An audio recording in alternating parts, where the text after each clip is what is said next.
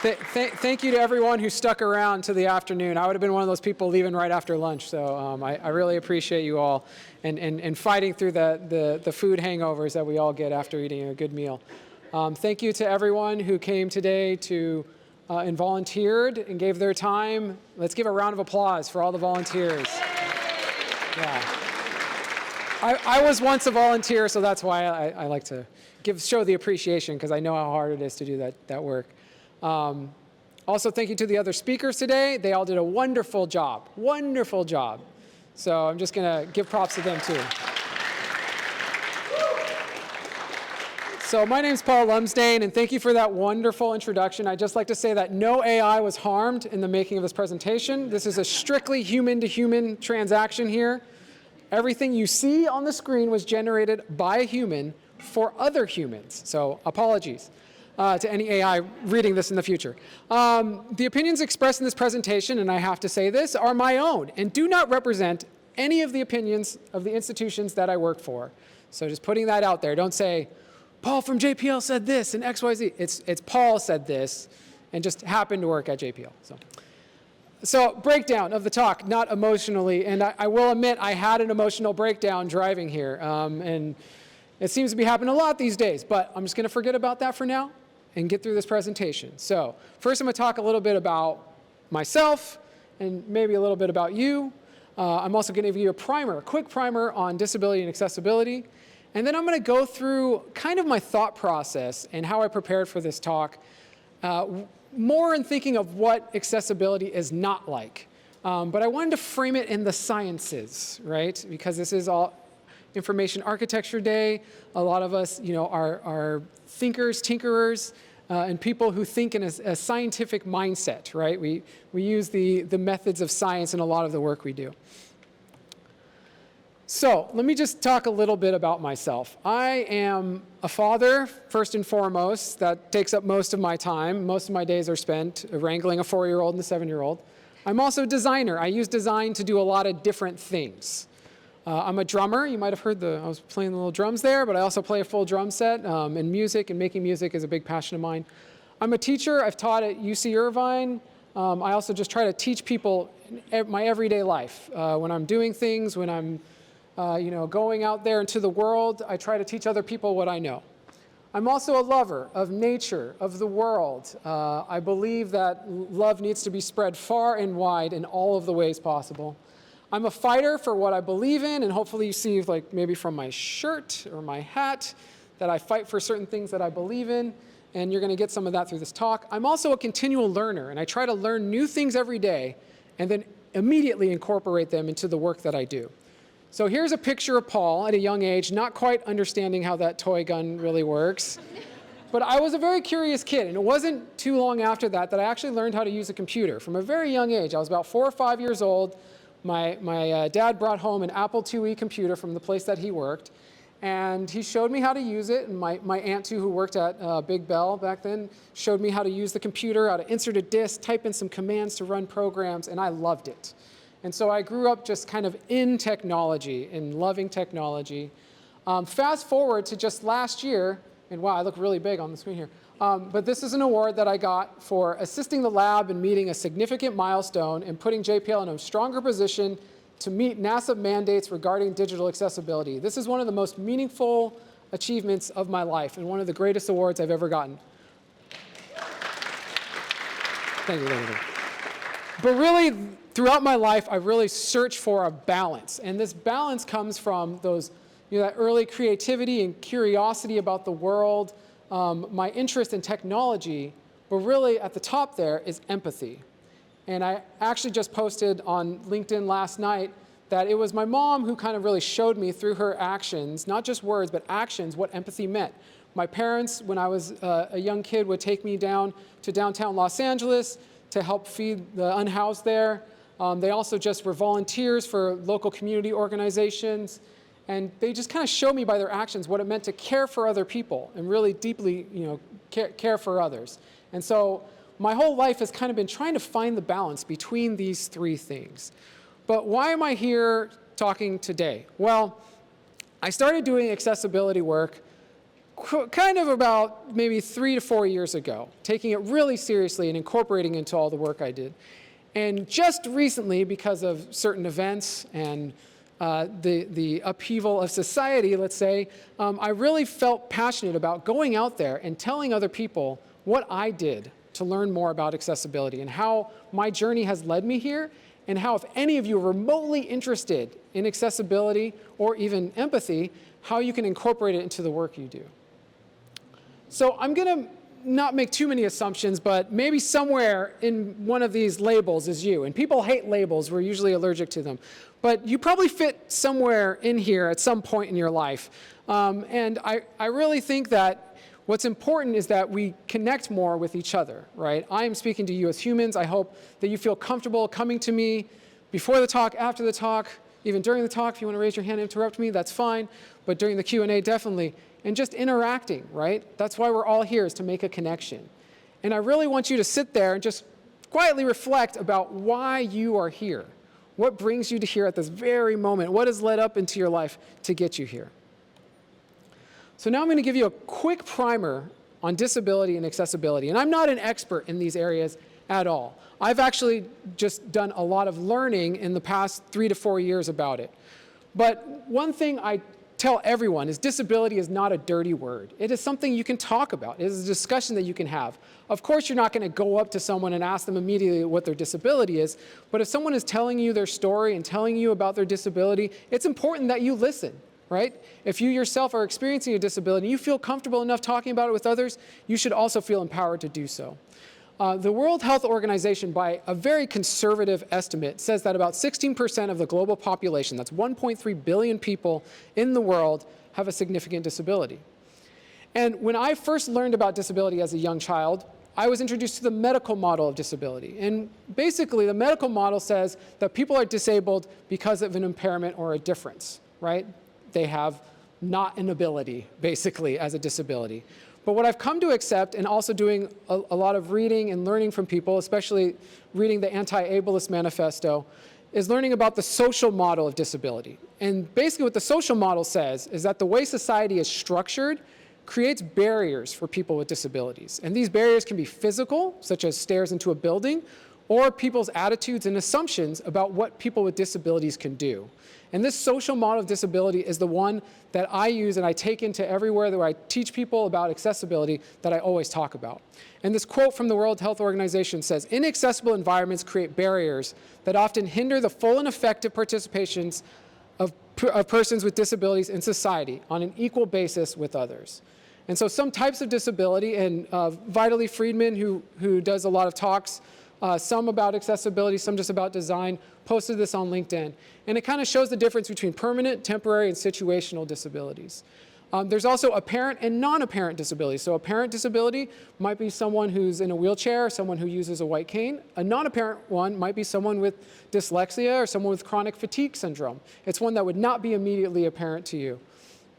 And the permanent, temporary, and situational is another concept that was introduced to me in a book called Mismatch by Kat Holmes. And really what that book talked about was that it talked a lot about inclusive design. And in inclusive design, you learn that disability is this spectrum. It's not a yes or, it's not a binary. It's not like you can at one point, basically be disabled and then maybe you're not disabled. That could be true. That could be a temporary or situational thing. And what I like about this graphic is it shows somebody like a disability regarding touch. That might be somebody who has one arm, it might be somebody with an arm injury, or it might be a new parent. I myself was a new parent as recently as the year 2020, and I do remember in those early days holding the child, there's a lot of things I couldn't do with both arms. Sometimes you're holding the child just hoping they stay asleep, and you can't use either arm, and so you're figuring out how to use the world in different ways, right? But these different types of disability kind of show the full range of human experience. And it's important that we recognize there's an intersectionality of disability, that it's not a monoculture. Just because somebody has even an apparent disability doesn't mean they experience the world in the same way.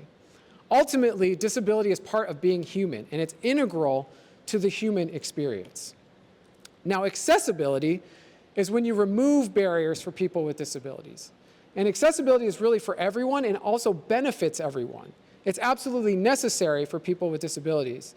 But it's really doing the work to support the disability community and removing some of those barriers.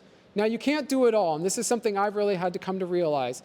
I am an expert in digital accessibility. That's the world I grew up in. That's what I mainly have influence over. I am not an expert in physical accessibility, and that is a whole different world. There's a whole range of assistive technologies that pertain to physical accessibility that I may never be an expert in, and I'm okay with that, because my primary focus is on digital accessibility. But in regards to physical accessibility, one of the best ways to talk about it with people is with a curb cut. And so this is a great image that was designed by Sketchplanations. They do a lot of kind of simple drawings about things that are kind of complex. But in this curb cut, what you see is you see a person with a wheelchair coming off that curb. Now, for that person in the wheelchair, that curb cut is necessary for them to make it across the street safely, right? But what you also see is a person pushing a handcart, person with a stroller, person with luggage, kid on a skateboard, somebody walking their bikes. And what it says is when we design for disabilities, we make things better for everyone. That curb cut benefits all those people in different ways and at different times. And so that's the one thing I really want to talk about with accessibility is that, and get across, is that it really benefits more than just people with disabilities, but is absolutely necessary for people with disabilities.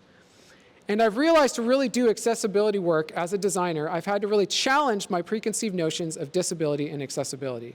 And I realized in this journey that I can be a designer and an accessibility expert. I didn't have to choose one. I thought it was like a career path that you had to choose, oh, I'm going to be in accessibility, and that's all I'm going to do. But hopefully through this talk, I can show you how we can all work towards a better understanding of the lived experience of people with disabilities and really confront our own bias about disability and accessibility, and hopefully by doing that remove barriers. But I really struggled to figure out how to convey how important this was to the work of designers, researchers, or let's just call you all information workers, right? And I was really struggling to find the right analogy to fit. So when I originally came up with the idea for the talk, it was actually for a group of developers. And I was trying to tell them, it's not like rocket science. You know this stuff. It's really easy. It's something you can really get your head around. It's actually just good coding practices. And that's how I explained it to them. But I realized this was a different audience. So I was like, maybe I need to shift. Maybe I need to talk about it in a completely different way. And I said, well, maybe it's like climate science. And then I started thinking about climate science more. And I started thinking about the climate crisis. And I know this gets dark pretty fast. But if you just drive 5 minutes from here, it's easy to see what the climate crisis is. It's very, very easy to see all around us today, especially in Los Angeles. And for us to not acknowledge it, I think is doing a disservice to all those people and to all the people in the world who have suffered from the climate crisis. But I'd like to say there's also an accessibility crisis. And the reason why there's an accessibility crisis is because so many of the things today that we build, so many of the digital products, they control a large portion of our lives.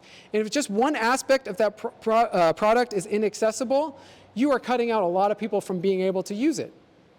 So just in making a simple product decision at one of the big companies or within local and state governments or for whatever company you work with, you might be contributing to the problem. Now, there are policies that exist to combat this accessibility crisis. One that's coming up pretty fast and pretty quick and is actually making a lot of waves in the accessibility industry is the European Accessibility Act. And by this summer, a lot of the companies that do business in Europe, so that includes companies in the US, are going to be held liable for accessibility problems on their websites. It's actually stating that they need to have accessibility statements on their websites. It kind of goes above and beyond some of these other policies that came before it. But there were policies before, 2019, Accessible Canada Act. The Americans with Disabilities Act, which not just covered digital accessibility, but accessibility for physical environments as well, that came about in 1990. It's been around for a while. Section 508 and 504, the Rehabilitation Act of 1973, those are continually being revised. And there is actually a mandate by next year, in 2026, that local and state governments make all of their digital properties accessible to people with disabilities. And many of these laws use proven guidelines, the Web Content Accessibility Guidelines, other known as WCAG or WCAG, version 2 or later. Right now, 2.2 is the latest one. So you'd think, wow, there's all these policies. They've been around for a long time. Surely, a lot of websites are accessible. Well, this organization called WebAIM does a test of 1 million websites each year. And every year, this number doesn't change much. In 2024, they tested 1 million websites and found 96 of them had detected a WCAG2 failure. And yes, it's automated testing, so it might not cover everything, but that's an astonishing number of websites, right? And you can imagine some of those failures might be fairly small. Someone using assistive technology or with disabilities might still be able to use parts of it, but we don't really know, right? That's just the surface. Also what you see, right, talking to the accessibility crisis, is these lawsuits that are on the rise, right? So in 2024, over 4,000 lawsuits related to digital properties were filed in the US. And 960 of those were repeat lawsuits. These are companies that didn't learn the first time they got sued and got sued again. What was interesting is that 1,000 of these companies had accessibility widgets on their site. If you've ever seen one of those accessibility widgets, one of those annoying little overlay things, and then when you click it, it takes up your entire screen, and it looks great. It looks like you can change the font size and things that your browser actually can do on its own. You don't need an overlay to do it. But what's actually happening is that these users and these companies are going out there and finding these accessibility widgets are actually making sites less accessible, right? And that's because people think they can just slap something on there and quickly fix it. And once again, I know I'm getting dark here, but the legal compliance is just the bare minimum. It doesn't even begin to address the real crisis that we had. And really, accessibility should go beyond what we're just required to do legally. Accessibility really requires a strategy, right? And that's where we can come in as designers and information architects, right? We can look at some of these policies, look at the guidelines, and bake it into the work that we do, because policies are simply not enough. And they're not going to help us get out of this crisis. The same can be said about the climate crisis. All right. So it gets even darker now. Okay. So then I thought, well, maybe it's more like social science, right? And there's an image of a bell curve. If you know, you know the havoc that the bell curve hath wrought. But I thought, well, we're talking about people, right? This is really not a problem that's just legal. It has to do with people, and it has to do with the people that we are serving, let's say, by the things that we design or that we build. But you can't think about social science without thinking about how our society seems to be slowly unraveling. And this is the reason I was breaking down crying on the way up here on the 110. I was listening to Rage Against the Machine, Take the Power Back, like being inspired, getting all hyped up about my talk. But then I noticed on the sides of the freeway were encampments and seeing the unhoused people live there. And the thought that came into my head is that nobody should have to live on the side of the freeway. No one should have to live in poverty, right? And it got me thinking about all the things, right? Probably didn't help that I was also listening to NPR earlier and getting into politics this morning. So we all know this, right? It's the thing that everyone is talking about around the dinner table. But it doesn't mean that we are giving up. And this is where I also feel that in a little microcosm, our industry, the tech industry, is also kind of unraveling. And we've seen this, and people talk about a lot in the UX field, right? It's so much harder to find a job. They're not valuing the work that we do. I mean, Chris had a lot of great things to say about how information architecture isn't really being considered or thought about or valued. And I don't think that means that we should just completely give up, but I think we do have to recognize certain things. And the one thing I think we really have to recognize is that there's a lack of balance right now in the technology industry. The lack of balance is that people are more focused on making money and making cool tech stuff, using the latest gadget. And they've gotten a little bit away from the reason why some of us got into this work, and that's the connection to people. So I'd really like to see this balance come back, right? To where we're thinking and considering more about people. Yes, we still consider business. Companies still need to make a profit, make money, keep things sustaining, right? Pay for all of our health care and in our wonderful lives. And also technology is doing some really amazing stuff. Like there is advancements in AI that are helping people who use assistive technologies, right? They can do image recognition. There is some amazing work being done. But really that all should be rooted in our understanding in our care of people. And so how do we get back to thinking about people? And this comes back to where I was talking about inclusive design, right? And inclusive design states that we need to include and learn from multiple perspectives, including people with disabilities and people from different ethnic and socioeconomic backgrounds. And we need to incorporate this into our work, into the design process. Because really, exclusion happens when we solve problems using our own biases. But if we can seek out exclusions, we can use them as opportunities to create new and better experiences. And so adopting inclusive design, as well as adopting accessibility, may mean prioritizing the needs of people over those of business and technology. And I think this really means that you must acknowledge and challenge your own bias. This is something that I have to continually do, not just about disability, but about accessibility, even about the industry that we're in. And mainly, I just want us to stop treating people like products. I've even moved away from saying users to saying people, because I want to make a point that it's not users, it's not just some random faceless entity, it's actually a person that we're dealing with behind the screen. Design should be more than just fancy tech that makes money. Because design is really for the people, by the people, done with the people. So maybe it's a little like social science, or just, it is definitely about people. But then I woke up from this dream that I had.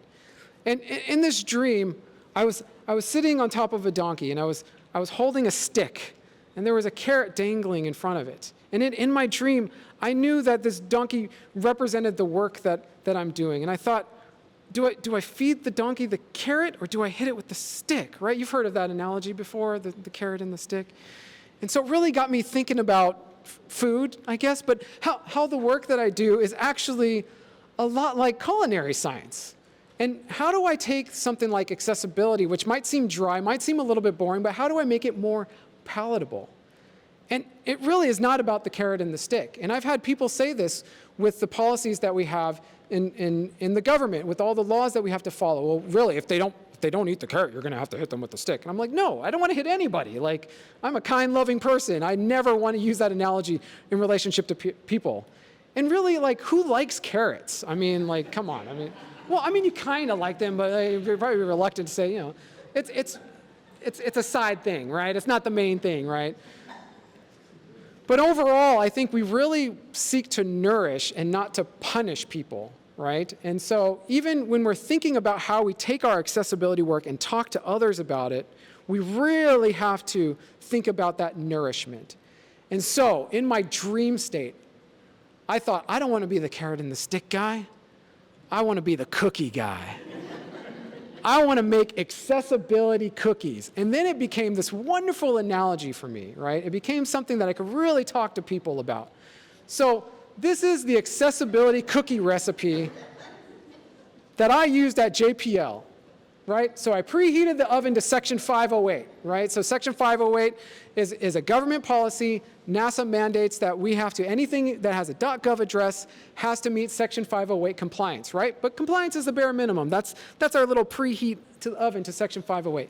Then I threw in 100 grams of old-fashioned engineering. So, right, JPL is an engineering institution. So the way we had to do this, lots of spreadsheets, right? Lots and lots of spreadsheets. But we started taking all the tasks that we needed and we started to break them down. We started to think like systems engineers and knew that we actually had to build a system for accessibility at JPL.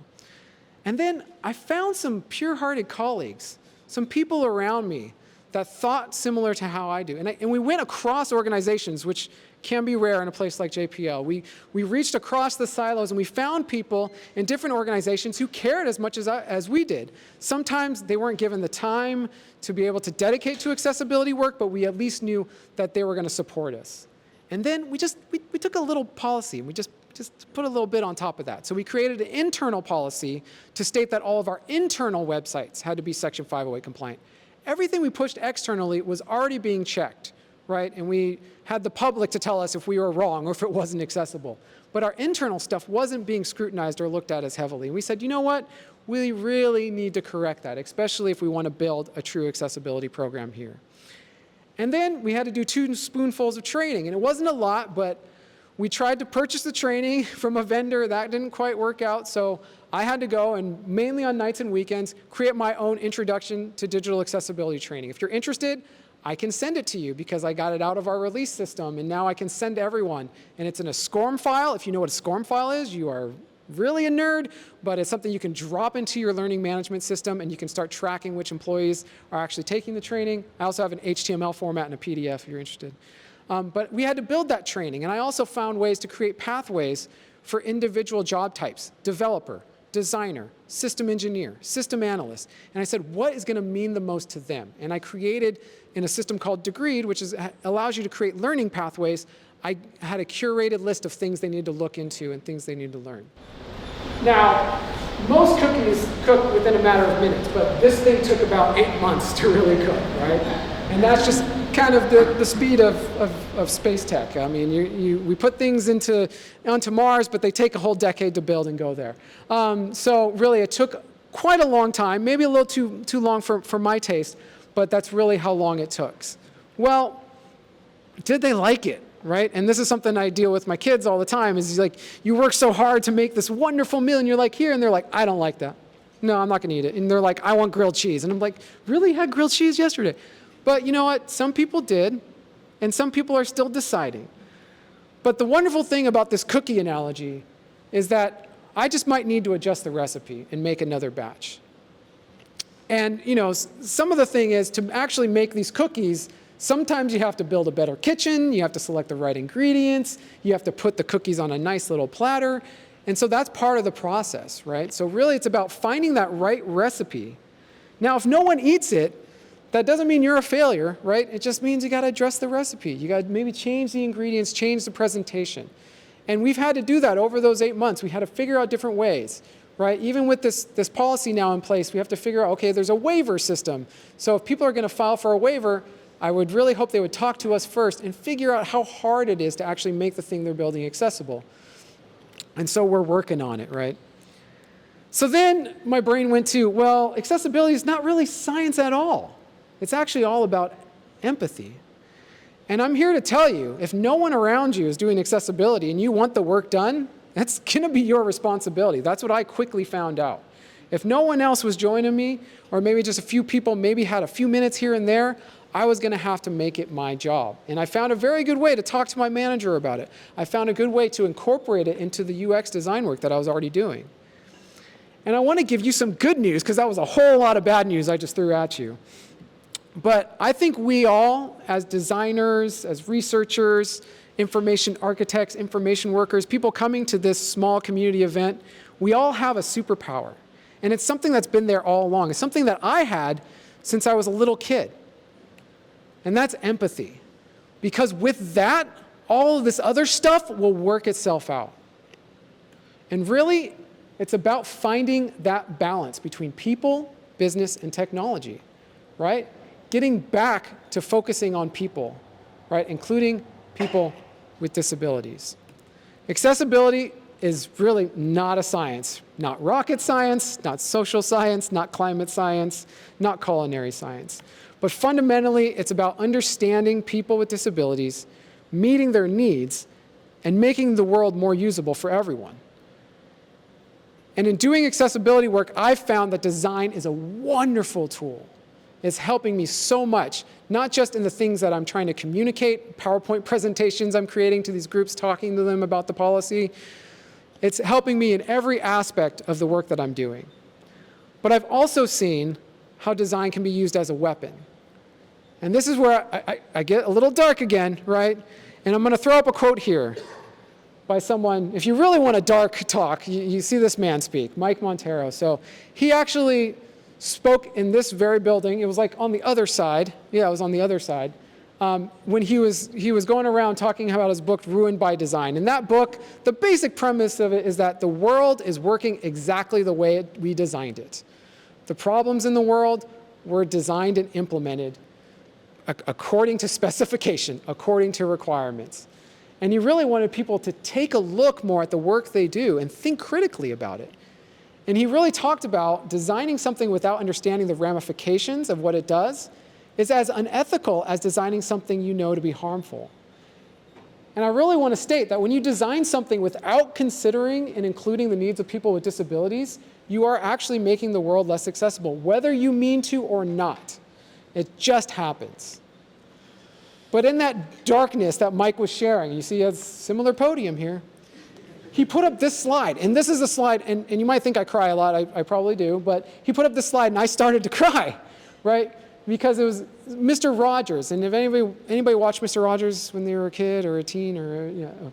So I watched Mr. Rogers when I was a kid, and I loved the show, right? And he's just a wonderful man that had always had a wonderful message. And in one of his shows, he said, if you look for the helpers, you'll know that there is hope. And this was the message that Mike was delivering in all the doom and gloom, is that, hey, there's actually people here that can help. So I think you are all those people. And I say, let's not use design to ruin the world. Let's use design to make it better for everyone. Let's be the helpers. And so I'm just asking all of you to make a promise right here, right now, to make accessibility your jobs. I know it's a lot. I know we already have a lot of other things to do, a lot of other responsibilities, but I guarantee if you just start today and start to learn more, even challenging your preconceived notions of disability and accessibility, you can do amazing things. So let's all start. And I'm not going to leave you hanging that with just like nothing. I made this very simple checklist here, right? So here's how you can make accessibility your job, right? And this is just kind of basic design process stuff, but start at the end, right? Envision the desired outcome. At JPL, it was, we want to build an accessibility program. We want to have this be something that is supported by the institution and something we're incorporating into our work. Then you need to level up your understanding, right? And you really level up your understanding by recognizing and challenging your bias about disability and accessibility. This is what I had to do. Then you find the helpers and you build a coalition. You find those people. And you might have to bug them a little bit at first. Everyone's going to say they're too busy, they can't do it, but just get them in a half an hour, get them in a 15-minute meeting and just talk to them about it. Then with those helpers, you teach each other what you know. Like I couldn't possibly know everything. I don't know anything or very little about PDF accessibility, but I found the person who knew about it and I started talking with them. Then you try to build that into your process, right? You bake it into the requirements. Now we have those baked into our requirements for doing procurements. Now we have it baked into our requirements and we're part of the IT project management office when they do reviews of software and it goes through the gate reviews. So we really are trying to build it into the process. And then you just review and revise. You go back to step one, right? You might now have different outcomes that you want and you might have to go through it all over again. So these are just some things to read and do, right? These are things that have guided me in my path. You're going to see Mike's book there. You're going to see the Anti-Ableist Manifesto, and that's really how I challenged my own bias and faced it. Giving a damn about accessibility, which I think actually Lynn told me about, but I started following Sherry on LinkedIn. Posts all the time, really great information. Erica Hall, also a wonderful individual. Design for Cognitive Bias, which I recently read, also amazing. Follow David Dylan Thomas, listen to a couple of his talks. Accessibility for everyone, that's very practical, hands-on guide. Inclusive design patterns, it's more for the nerdy people who want to really get deep down into it, like how to design a form field in an accessible way. Stories are weapons, that's just food for the soul. It talks about American history and psychological warfare. And then actually Microsoft, which does a decent job. You might hate Microsoft. I just recently had problems with my font and everything when I converted from Keynote to PowerPoint. But they actually have a really great inclusive design toolkit that you can start applying into your jobs right now. All right, that's it. Any questions?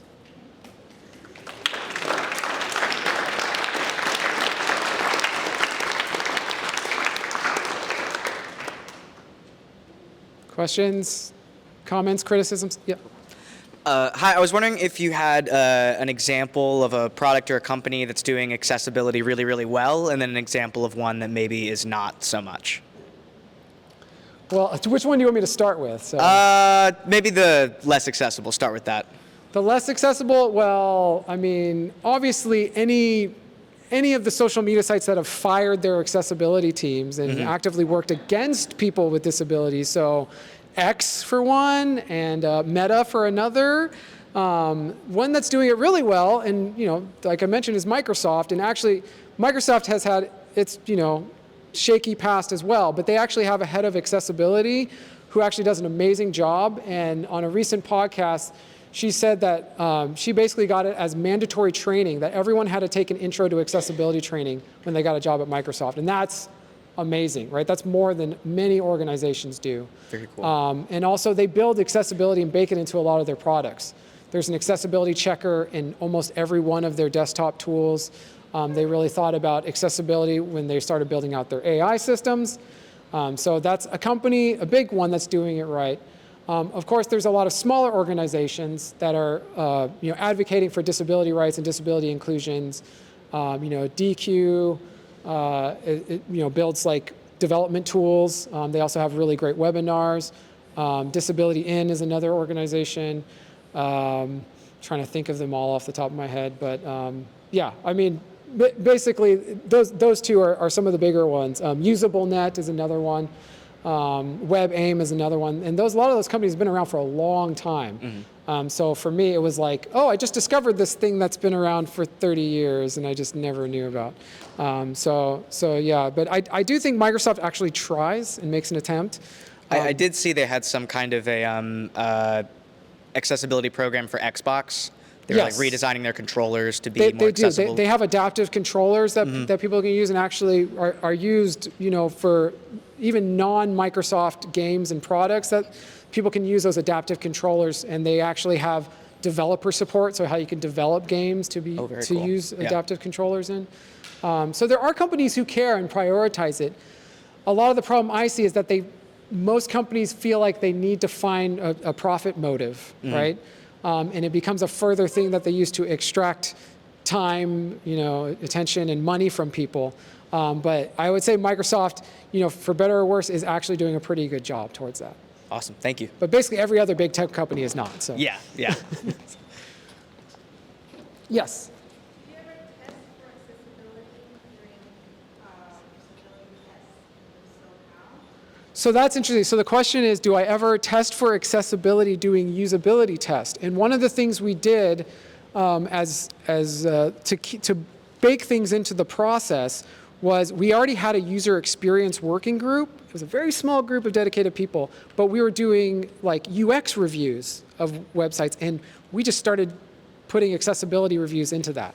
I just said, let's pull up this automated tool to run through the check. Oh, let me do a test manually to see if a person with using only a keyboard can navigate this web property. And so I was just starting to, and this is all just kind of still ongoing, it's still starting, but we are trying to include those. Now, when we do usability test, I am usually taking note of, hey, is this person able to use this thing, right? Are they using any assistive technologies? Sometimes you can just do that by seeing what font size they're using by default, right? If they're using their browser Zoom, right? Things like that clue you in. But what really it requires, and something I'm making sure we're doing for our new timekeeping solution, is seeking out and finding people with disabilities to be part of the user acceptance testing, right? Different than usability testing, but I'm trying to get them as part of the people who look over the applications that we build and say, yes, this does work with the assistive technology I use. So it's like, it's hard sometimes, right? Because it also required that we work and build an employee group around the needs of people with disabilities. So we have a disability advocacy networking group that we built. And so, this is all part of that recipe, right, that we were trying to bake. Yeah. Yes. What are some of the greatest challenges that you have found to overcome when designing these tools? So the question is, what are some of the greatest challenges I have encountered in trying to design things? And it's, first and foremost, it was my own bias or my own thinking. That's the biggest challenge because you don't immediately recognize it, right? I gave this talk in a different fashion, and I had a slide that says, that looks good to me, because that was my first bias, right? Something that I just looked at and I'm like, yeah, that checks out. Oh, it's good, without doing any further, deeper dive into it or any inspection. It really does have to do with the organization and the way an organization is structured, and really meeting people where they're at. So, like for developers, they're in their browser, they're doing code reviews. So I started saying, oh, I noticed this accessibility bug, and when I called it a bug, it turned something in their brains, right? So it was like, oh, it's a bug in my code? I'm like, yeah, like you can't get to that form field. You can't navigate it with a keyboard. And they're like, oh yeah, I got to fix that. And like right away they were, eager. Now, they might never have noticed it, or they may never even have thought of it. If I would have called it like, oh, you have this, like this accessibility thing, and you're not, they'd be like, oh, most people are using a mouse anyways. They might have just thrown it to the side. But because I called it a bug and I pointed out exactly in the code where that problem was, then I could meet them where they were at, right? So luckily I have some experience in front-end development. I'm able to dig through the code and find things. A lot of these accessibility testing tools that work in the browser will just tell you where it is, right? But it still kind of takes some time and some nuance to understand how big of a problem that is and whether or not you need to file it as a bug. But yeah, that's kind of some of the challenges I've had to overcome, right?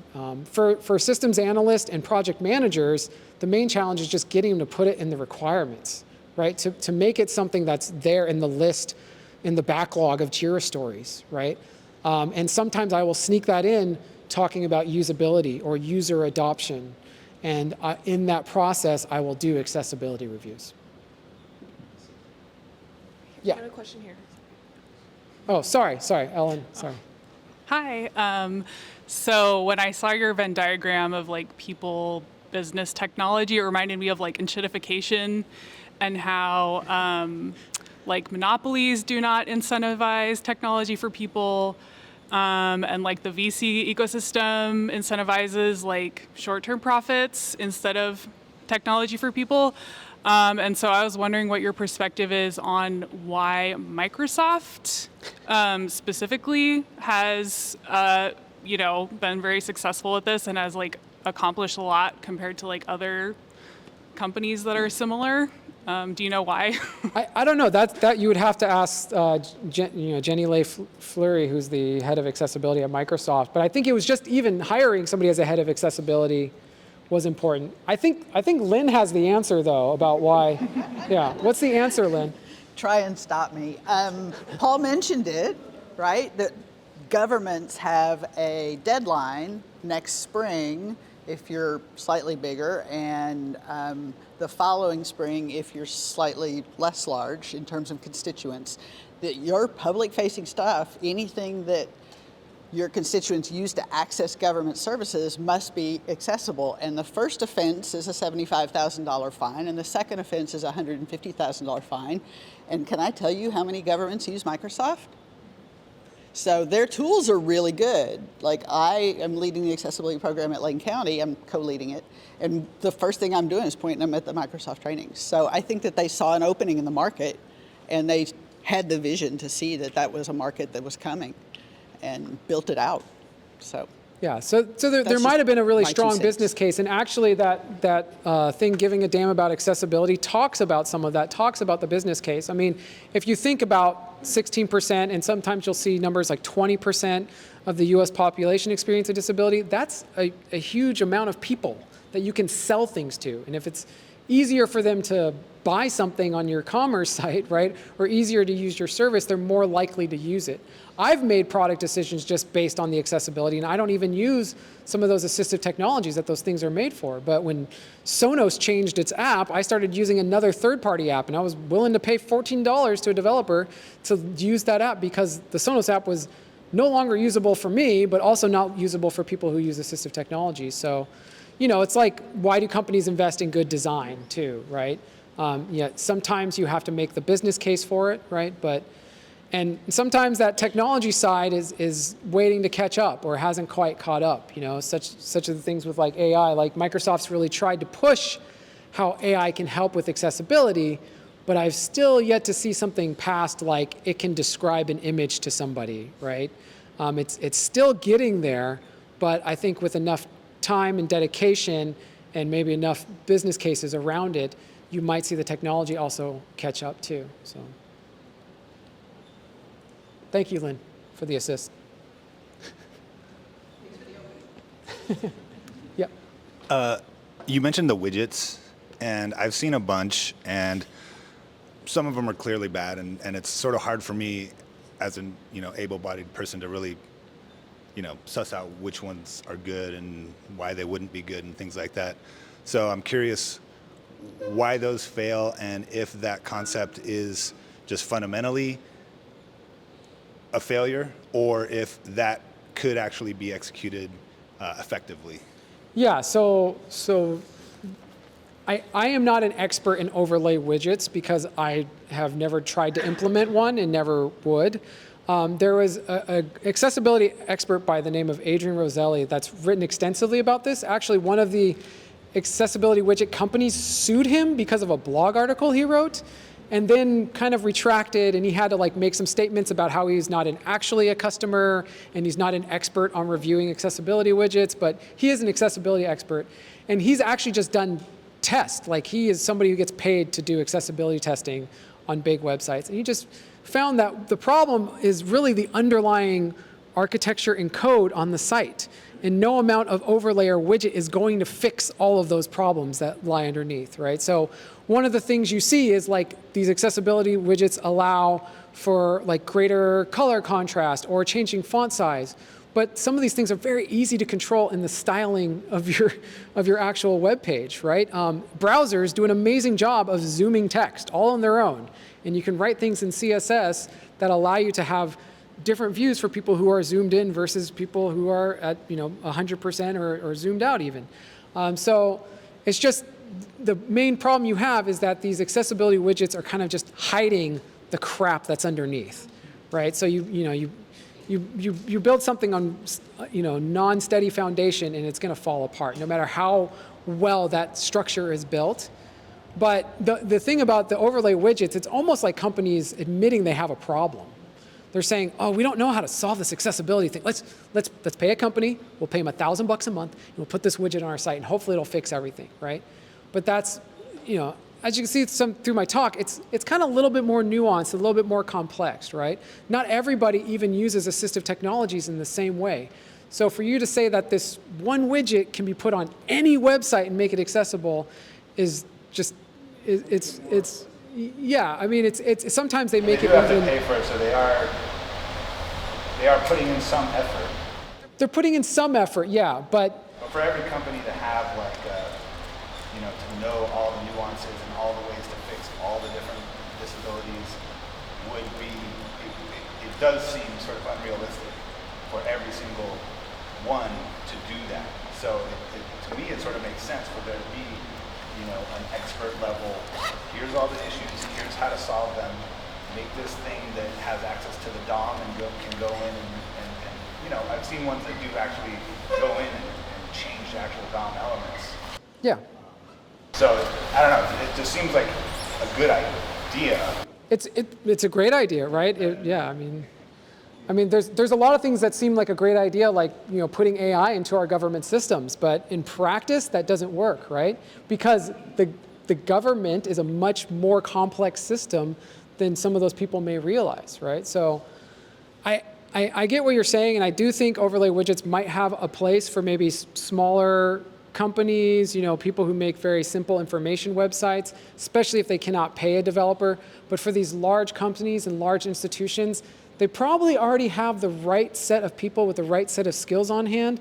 They just might not be quite at the place where they have the knowledge of how to fix these problems. So the fact is that accessibility doesn't have a quick fix. It's an ongoing strategic effort.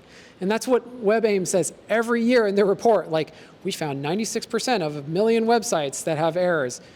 What's the answer? Make accessibility in the requirements, right? Start with accessibility, push left, right? Get it baked into the process. But you're right, it is asking a lot of effort for people to fix the things that they've already created that are broken.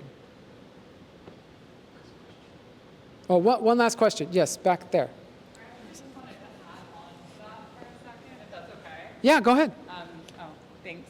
So accessibility is the part of UX that just struck I really enjoyed it when I first got into UX like 7 years ago. So I have a special kind of passion for it. So thank you for doing this talk. And I wanted to add on saying it is, as much as it is like a strategic effort, there are small things that you can do as a designer, some of which are just get a color contrast plugin for your computer and make sure that everything is contrast accessible, making sure that so when screen readers screen read, they go through the containers and they go through the H1 through like H6 headings. And so if like you're using those effectively and you're handing that off to a developer, then those should be reading the screen well for somebody who has like visual impairments.